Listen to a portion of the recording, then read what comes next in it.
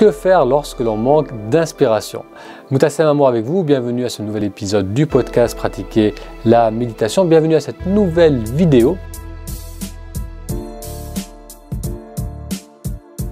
Alors je viens tout juste de rentrer de l'extérieur, j'ai essayé de filmer à l'extérieur mais il fait bien trop froid, il fait encore moins 4 degrés, ce qui est rare pour nous dans le sud de la France, même pour un mois de janvier, donc je suis revenu à la chaleur pour partager avec vous ce que je fais lorsque je manque d'inspiration. Dans une précédente vidéo, j'ai partagé avec vous ce que Maria Popova, qui anime le blog brainpickings.com, considère comme l'élément de réussite chez la plupart des auteurs et des créateurs qu'elle a suivis. Et cet élément de réussite, c'est la constance. C'est de créer, c'est de continuer à travailler, c'est de continuer à se poser pour créer à travers les médiums qu'on a, que ce soit l'écriture, la peinture, que ce soit la conceptualisation de projets.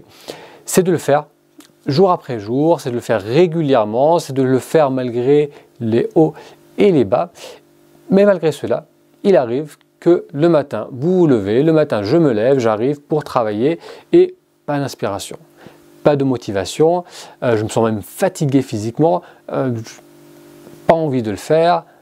On se dit alors qu'on ferait peut-être mieux de se concentrer sur autre chose, gérer des choses moins passionnantes, moins créatives, comme l'administrative, comme la comptabilité, faire des choses à côté.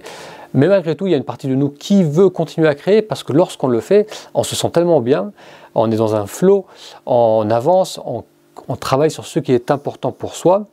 Et qu'est-ce qu'on va faire alors lorsqu'on manque d'inspiration? On va essayer de reproduire les mécaniques qui ont marché auparavant, on va essayer de se forcer à créer, mais généralement cela ne marche pas et le sentiment de manque de motivation, de fatigue vont même augmenter. Donc moi lorsque ça m'arrive, en général je pousse, j'essaie de pousser à travers, ça ne marche pas et à un moment je lâche un peu l'affaire et c'est là où je réalise que j'étais un peu trop attaché au résultat. J'étais un peu trop dans la projection, un peu trop dans l'idée de reproduire des choses qui ont marché et lorsque je prends conscience de cela, je me rappelle que ce qui est important, c'est vraiment c'est plus le fait de se poser et de partager ce qu'on a à partager, de partager ce qu'on a à partager dans le moment. Donc c'est plus le processus qui nous enrichit, qui fait du bien, qui nous permet de créer des choses avec lesquelles on va être satisfait, qu'on va avoir envie de partager avec les autres. Et ce n'est pas de se dire, il faut absolument que je crée cela, ce n'est pas de se projeter dans le résultat, mais c'est plutôt de se connecter au processus de créativité. Nino Cerutti, le célèbre créateur de mode, a noté « La liberté est la première des sources d'inspiration pour un créatif ». Je répète, la liberté est la première des sources d'inspiration pour un créatif. C'est donc lorsque l'on se libère de notre envie de résultat, de notre nécessité de créer quelque chose, qu'on va pouvoir à nouveau être disponible avec nos ressentis, qu'on va être présent avec le processus de créativité. Pour faire cela, il faut être un minimum à l'écoute de soi-même pour savoir ce qu'on a envie de créer, pour ressentir ce que l'on a envie de partager.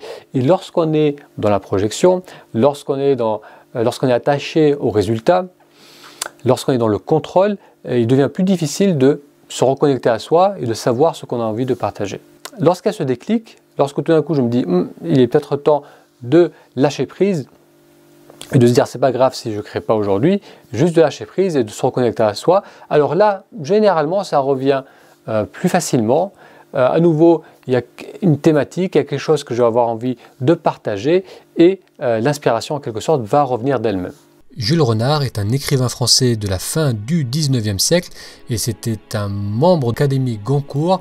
Il a noté « L'inspiration, ce n'est peut-être que la joie d'écrire, elle ne la précède pas. » Je répète, l'inspiration, ce n'est peut-être que la joie d'écrire, elle ne la précède pas. J'aime cette vision qu'a Jules Renard de l'inspiration, cette notion que l'inspiration chevauche la joie de créer. Aujourd'hui, on parlerait du flow de la créativité. Lorsqu'on est dans le plaisir de créer, l'inspiration surgit naturellement. La prochaine fois que vous êtes confronté à cette situation, que vous êtes devant votre feuille de papier, devant votre ordinateur, que vous êtes face à un projet ou vous êtes tout simplement dans une recherche de solutions, donc ça peut être dans n'importe quelle activité, que vous avez besoin d'utiliser votre imagination, votre créativité, et que vous sentez s'il n'y a rien, que vous sentez que ça devient difficile, que ça devient laborieux, prenez un peu de recul, demandez-vous, est-ce que je suis attaché au résultat? Est-ce que je suis attentif à ce que je ressens, ou plutôt je suis en train de courir après un résultat?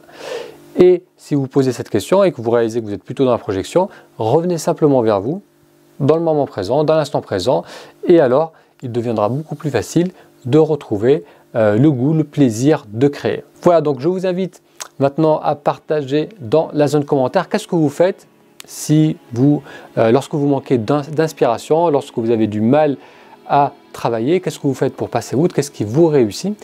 Donc vos avis, votre expérience va enrichir ce sujet, et je vous donne rendez-vous à une prochaine vidéo. Merci d'avoir suivi cet épisode et à très bientôt.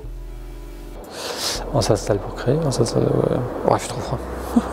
Simplement trop froid.